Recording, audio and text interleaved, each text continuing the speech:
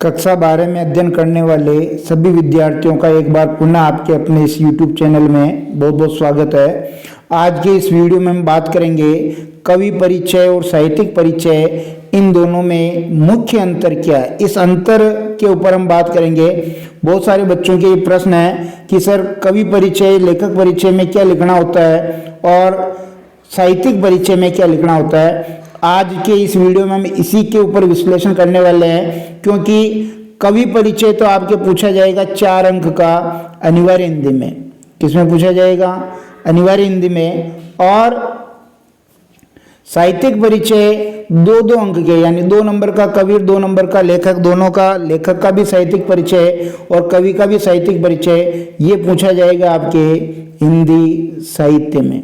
इसलिए आपको ये वीडियो अंत तक देखना चाहिए। अंत में मैंने एक शॉर्ट ट्रिक भी बताई है कि यदि आपको किसी कवि या लेखक का साहित्यिक परिचय, लेखक परिचय नहीं आता है तो आप कैसे लिखें कि थोड़े बहुत नंबर आपको मिल जाए।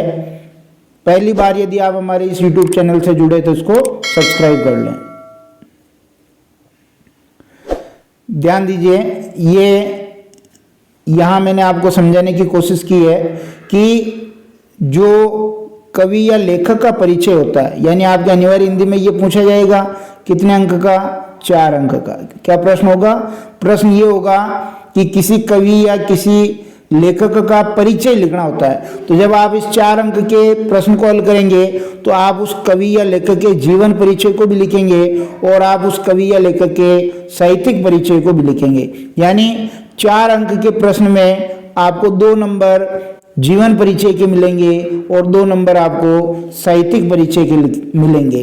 वहीं आप हिंदी साहित्य की बात करें तो हिंदी साहित्य में केवल आपसे वो साहित्यिक परिचय ही लिखवाएगा और इस साहित्यिक परिचय के वो 2 नंबर देगा, जो 2 नंबर में कवि का साहित्यिक परिचय और 2 नंबर में लेखक का साहित्यिक परिचय। ठीक है, बात समझ में आ रही होगी आपको।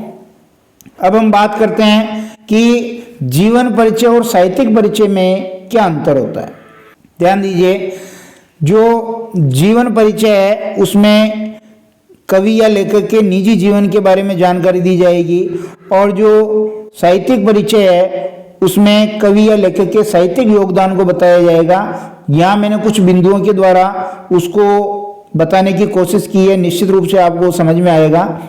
सबसे पहले देखिए, यदि जीवन परिचय आप लिख रहे हैं तो उस लेखक के या कवि के जन्म वर्ष को आपको लिखना है और जन्म स्थान के बारे में भी आपको उल्लेख करना है, उसकी मृत्यु का वर्ष भी आपको लिखना है, उसके माता पिता का नाम और साथ ही 6 नंबर पे देखिए इनके परिवार के बारे में जो भी जानकारी है, जैसे पत्नी का नाम हो गया, ये भी लिखना है और उनकी एजुकेशन कहाँ कहाँ हुई, क्या क्या उन्होंने शिक्षा प्राप्त की, ये सब हम लिखेंगे उनके जीवन परिचय के अंतर्गत। वहीं अब हम देखें कि साहित्यिक परिचय में हम क्या क्या लिखेंगे।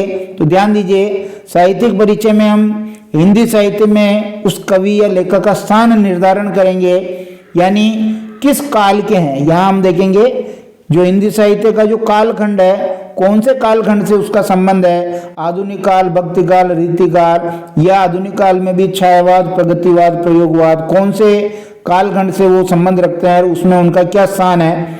इसी प्रकार देखिए, प्रमुख पत्र पत्रिकाएं कौन कौन सी उन्होंने निकाली है, अगर निकाली है तो उनका भी यहाँ उल्लेख करेंगे साहित्यिक परिचय में। और प्रमुख रचनाओं के नाम लिखेंगे, उस कवि या लेखक ने कौन कौन सी रचनाएं लिखी है उनका नाम भी आपको साहित्यिक परिचय के अंतर्गत लिखना है। और फिर आगे देखिए, जब आप रचनाओं के नाम लिख देंगे तो आपको उनकी साहित्यिक उपलब्धियों के बारे में भी यहाँ बताना है कि उन्होंने कौन कौन सी साहित्यिक उपलब्धियां प्राप्त की है, जिसमें विभिन्न उनके ग्रंथ हो सकते हैं, महाकाव्य हो सकते हैं, खंड काव्य हो सकते हैं, या कोई अच्छी कविता हो सकती है, वो लिखना, वो हिंदी साहित्य में क्यों स्थान रखती है और इन रचनाओं का विश्लेषण भी करना है। और अंत में उस कवि या लेखक की भाषा शैली कैसी थी और उनको कौन कौन से पुरस्कार मिले हुए थे, ये सारी बातें हम लिखेंगे साहित्यिक परिचय के अंतर्गत। यहाँ मैं एक उदाहरण के द्वारा भी बता रहा हूँ कि आप साहित्यिक परिचय और जीवन परिचय कैसे लिखेंगे, इन दोनों का अंतर मैं एक उदाहरण के द्वारा यहां समझाने की कोशिश कर रहा हूं।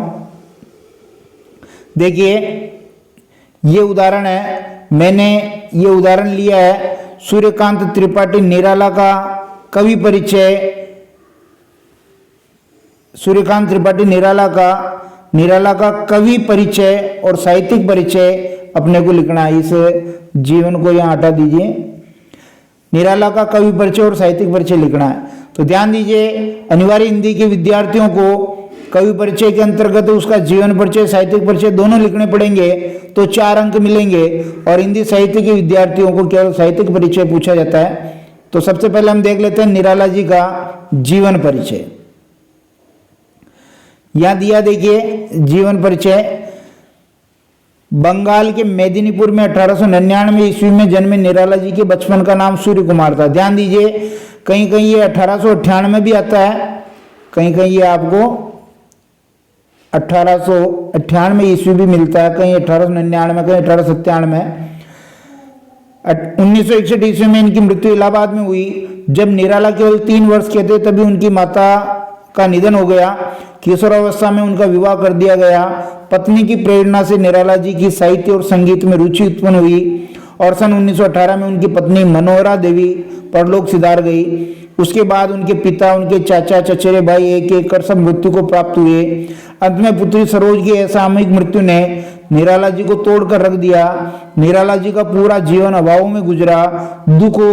दुख को इन्होंने जीवन में बारीकी से जिया था, यानी एक तरह से मृत्यु का साक्षात्कार इन्होंने किया था। ये इनका जीवन परिचय है।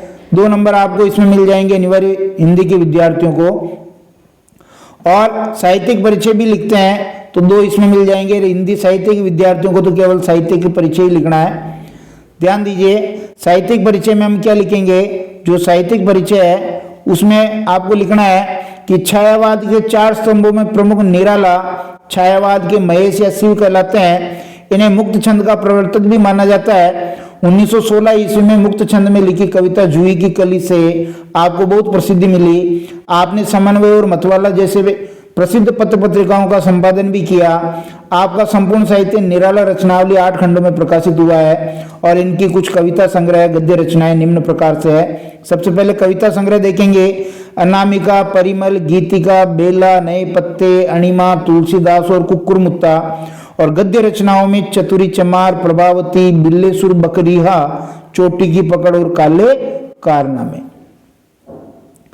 इसके बाद देखिए इनका विश्लेषण भी अपने को करना है, तब जाकर के अपना साहित्यिक परिचय पूरा होगा। आपकी कविताओं में भावों और विचारों की विविधता, व्यापकता और गहराई मिलती है। भाषा की दृष्टि से भी निराला की कविता के कई रंग हैं। राम की शक्ति पूजा और तुलसीदास में तत्सम प्रधान सामासिक पदावली का प्रयोग हुआ है, तो भिक्षुक जैसी कविता में आम बोलचाल की भाषा का सृजनात्मक प्रयोग हुआ है। यानी भाषा के भी अलग अलग रूप इनके काव्य में है। निराला ने छंदबद्ध और मुक्त छंद दोनों प्रकार की रचनाएं लिखी है। भाषा का कसाव, शब्दों की मितव्ययिता और अर्थ की प्रधानता उनकी काव्य भाषा की जानी पहचानी विशेषताएं हैं। ऐसा अगर आप लिखेंगे तो आपको निश्चित रूप से, अगर आप साहित्य के विद्यार्थी हैं तो 2 में से 2 मिलेंगे और अनिवार्य हिंदी के विद्यार्थी हैं तो आपको 4 में से 4 मिल जाएंगे। साहित्य के विद्यार्थियों को केवल ये साहित्यिक परिचय लिखना है और जबकि अनिवार्य हिंदी के विद्यार्थियों को जीवन परिचय और साहित्यिक परिचय दोनों लिखना है। निश्चित रूप से आपको कुछ समझ में आ गया होगा। और ऐसे ही हम अन्य कवि और लेखकों का जीवन परिचय और साहित्यिक परिचय लेकर के आएंगे। यदि आपको किसी कवि या लेखक के बारे में जीवन परिचय या साहित्यिक परिचय चाहिए तो आप कमेंट बॉक्स में जरूर बताएं। बहुत बहुत धन्यवाद।